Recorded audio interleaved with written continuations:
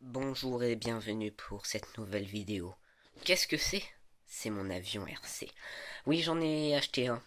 Bien sûr, je n'ai pas encore fait de vidéo de présentation sur mon avion, puisque je l'ai littéralement explosé comme une grosse merde.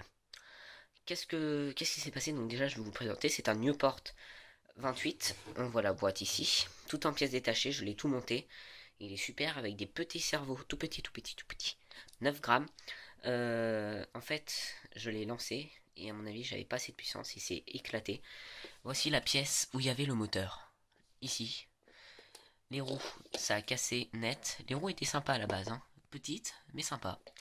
Du coup, ça s'est cassé. Donc voici le moteur. Je vous montre quand même. Contrôleur 26A ou 16A, donc ampères. Attendez, je vais essayer de le sortir. Voilà le moteur. Donc on va être sur un moteur Air Power de chez T2M. Je sais plus combien est-ce qu'il fait, il n'y a pas marqué.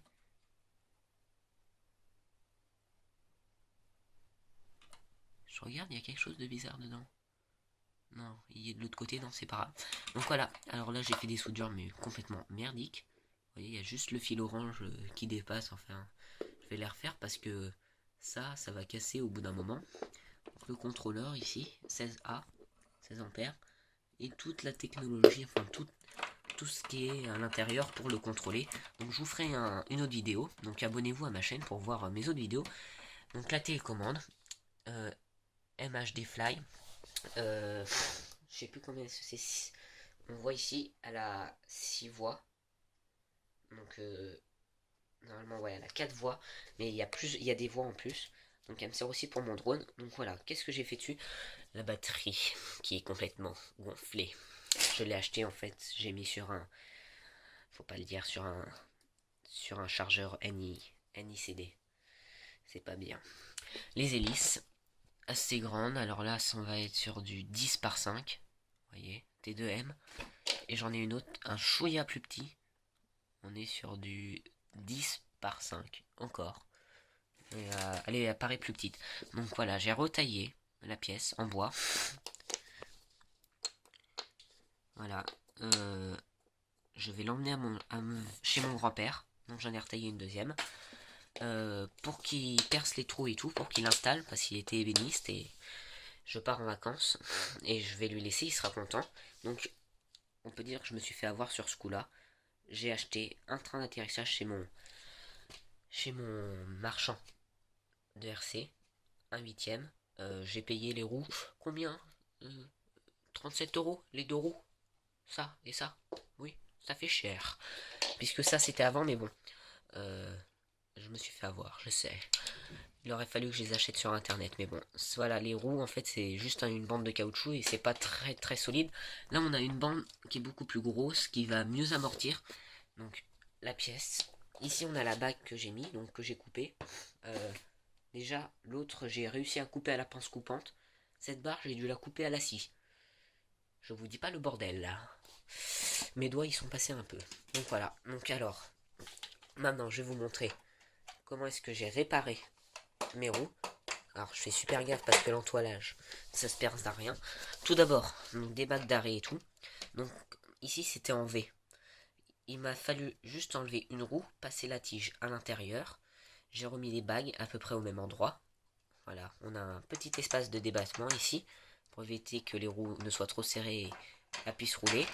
Mais pas trop, comme ça évite que l'avion il se déporte tout seul en ligne droite avec les roues qui aillent dans un sens, pardon.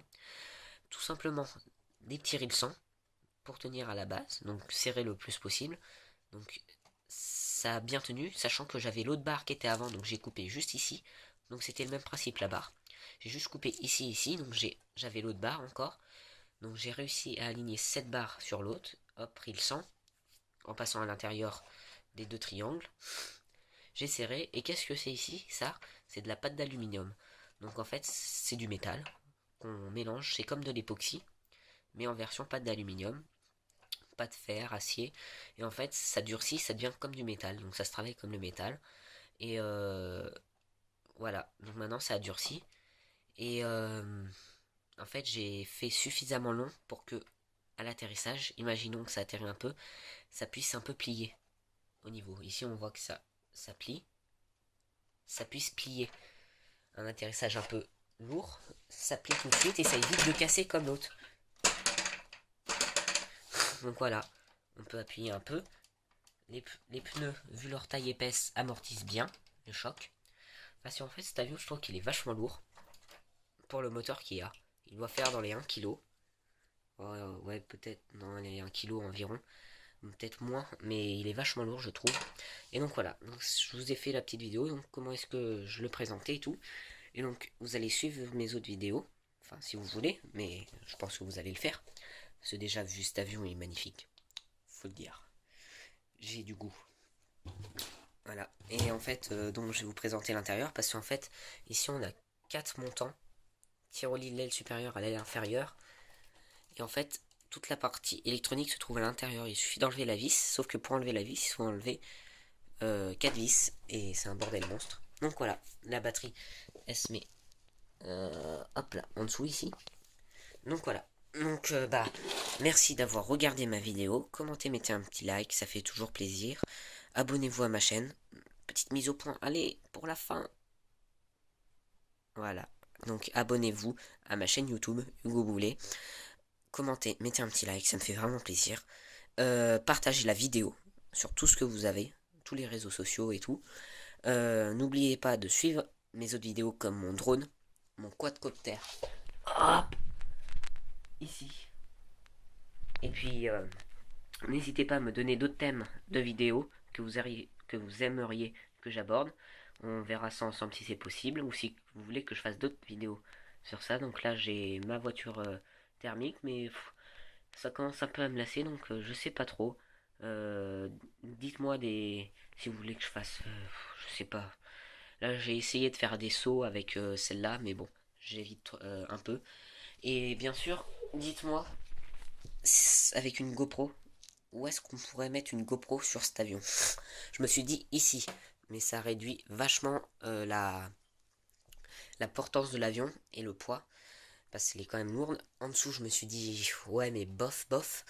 Et je vois pas d'autre endroit. Je me suis dit peut-être au niveau du cockpit ici, mais parce que la GoPro dépasserait un peu.